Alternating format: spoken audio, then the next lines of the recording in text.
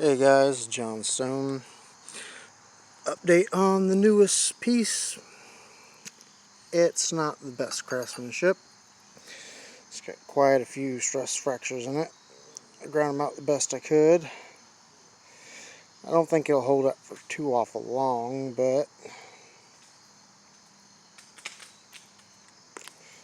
this is one railroad spike after many hours of beating and heating.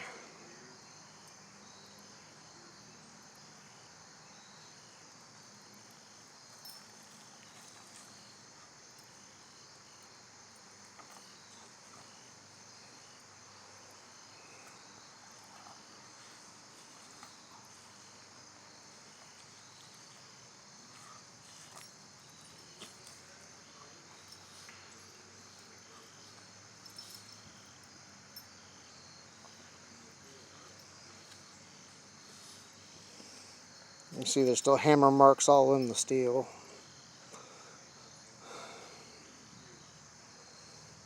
But this is more just an experiment to see if I could use the entire spike without getting all these stress fractures and cracks in it.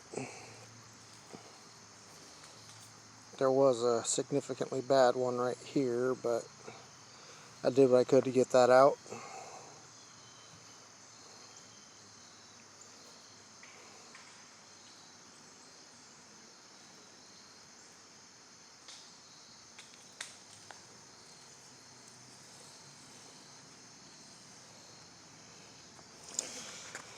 And just for reference,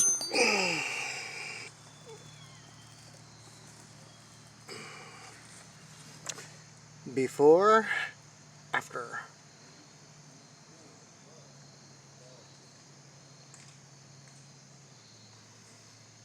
Head's a little small, and it's honestly kind of light, but like I said, it was just an experiment. Stress cracks aside, I am satisfied with how it turned out. It was a learning experience, but I